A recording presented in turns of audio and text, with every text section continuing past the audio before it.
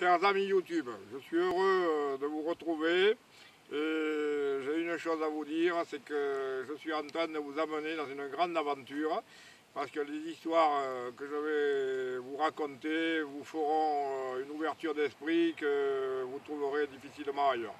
Parce que c'est pas un cerveau que j'ai, c'est un immense entrepôt et des petits tiroirs partout. J'ouvre un tiroir, je sors une histoire, j'ouvre un autre tiroir, je sors une autre histoire. Et il n'y a pas de logique, 1, 2, 3, 2011, 2012, 2013, je ne connais pas, c'est pas comme ça que je fonctionne.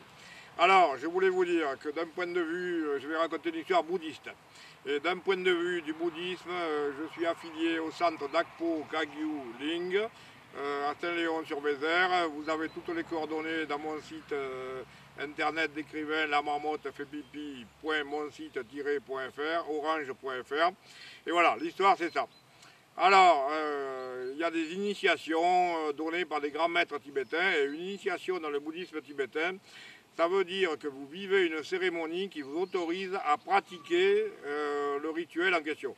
Moi, étant sourd, pouvant pas pratiquer le rituel, je m'en passe parce que j'ai fait suffisamment de travail de méditation pour communiquer directement avec la divinité dont il est question.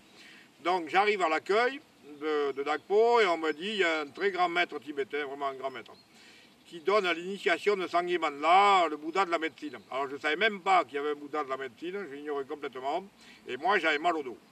Donc j'arrive dans le temple où se faisait l'initiation avec le grand maître, je m'assois, je me mets en communication avec Sangye Manla et je lui dis voilà, Sangye Manla, je suis désolé, mais moi je considère que tu es un rigolo parce que j'ai mal au dos. Je vais assister à ton initiation et quand l'initiation sera terminée, j'aurai toujours mal au dos et ça aura servi à rien. Voilà. Et là, je me prends une vague d'énergie, je me mets à pleurer, je m'effondre et je me dis, il faut que tu t'en ailles. Parce que les cérémonies du bouddhisme tibétain, c'est extrêmement puissant. Et je me suis pris une vague comme ça d'énergie, je dis, je ne peux pas rester là, c'est pas possible. Penser ça du Bouddha dont il est question dans l'initiation et rester, c'est pas possible. Donc je suis rentré chez moi en pleurant, avec le mal au dos. Bon, je passe la nuit à réfléchir et je me dis, ben, Sangye Manla, j'avais raison, c'est rigolo, c'est tout, voilà quoi. Et le lendemain, je téléphone à un membre de ma famille proche et qui me dit, mais hier à 3 heures, c'était le moment où j'étais dans le temple avec Sangye Manla, il me dit, hier à 3 heures, je suis devenu guérisseur, et à fond.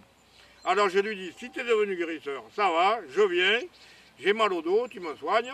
Alors j'arrive chez mon parent, il me fait enlever mon pull vert, ma chemise, mon t-shirt, il me met le pouce à l'endroit où j'avais mal et plus rien. Et j'ai plus jamais eu mal. Donc je l'ai remercié, je suis rentré chez moi, j'ai allumé une bougie, j'ai fait brûler de l'encens.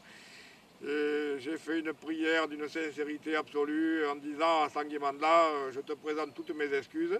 Sangye Manla, mais t'es pas un rigolo parce qu'en fait tu as fait ce qu'il fallait, tu as eu la compassion, tu ne m'as pas jugé sur le mental que j'avais et puis j'ai plus mal au dos. Merci. À la prochaine.